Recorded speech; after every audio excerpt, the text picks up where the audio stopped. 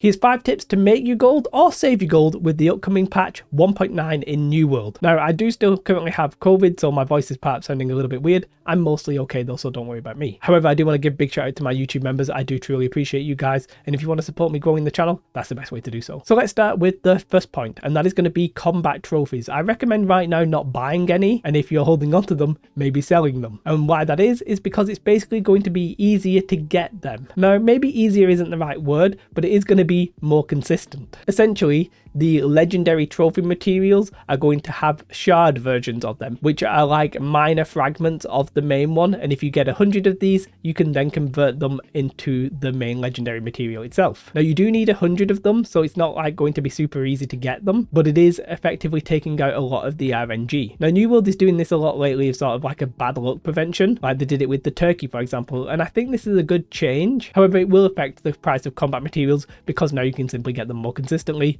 and some people will go out there and just farm them and then sell them, and they'll make gold. So don't buy them yet. Maybe sell them if you have them. The next thing we're going to look at is Ironhide. Now, this one's relatively simple. They are lowering the drop rate of Ironhide. Now, this is actually the second change they've made to try and increase the price of Ironhide. Basically, it's too low for Amazon. What they did previously is made it so that they only drop from high level mobs. What they're doing this time is just lowering the drop rate. Now, a couple of these changes, probably like the combat change as well, honestly, they will not affect the market day one. A lot of these changes are going to have to slowly build up, and the market will have to slowly change over time. For example, I currently have a lot of storages of Ironhide because I thought the price was going to go up last time, and I just never bothered selling it. There'll be people like me like that first, who want to get rid of all of their mats first, and then ultimately the price will start going up. But if you fancy a long-term gamble, it's only cheap right now. Maybe buy some, stick one in the storage, and call it it. And the next thing we're going to look at is Azoth Water. Now, what they are basically doing is that they're changing Infused Alcest, which I pretty much always mess up the pronunciation of that, so don't hate on me. And they're making it so that instead of using Azoth Water,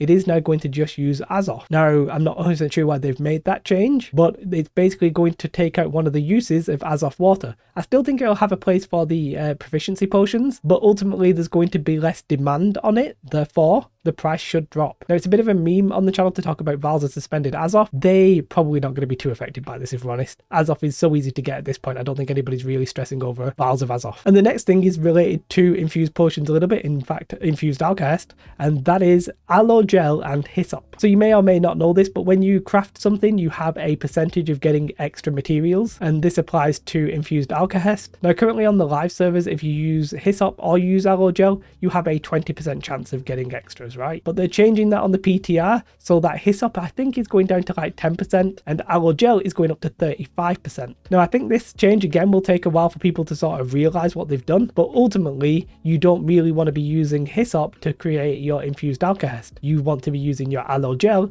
because it's your best bang for your buck. This means the demand for hyssop should go down, therefore the price should go down. Now, this may have a knock-on effect with regards to cooking, because if you're not getting hyssop and people aren't going out farming it, then it might mean that some of the cooking materials will also be less supplied, which might mean the prices go up. A little bit hard to say, I'm not sure what impact that will have. It's a 25% swing, but whether or not that really makes that big of a difference in the long run for a lot of people, maybe. I think if you're hardcore, you'll probably just go out and farm aloe gel. If you're not really too bothered, you'll probably just get the hyssop, right? And ultimately, hyssop will still retain some value because you're not getting as many materials as you do if you use aloe gel, but you're still getting some and you can still craft it. So whilst the price might dip a little bit, probably not going to be insane. And the next thing is the smelter set and the fisherman set when it comes to the clothing. Now, I'm not an expert on the fisherman's one, so I'm not going to talk about it too much. I'm not an expert on the smelting set either, to be fair, but I know less about fishing than anything else in the game. Now, both of these are basically getting world drops or more consistent drops from bosses. I don't think that necessarily applies to all of the fisherman set, but the smelter set, it definitely does. Basically, you'll be able to find bosses in Brimstone Sands and get the smelter set. What this means is that there will be more supply where there previously wasn't. You had to get these from aptitude crates.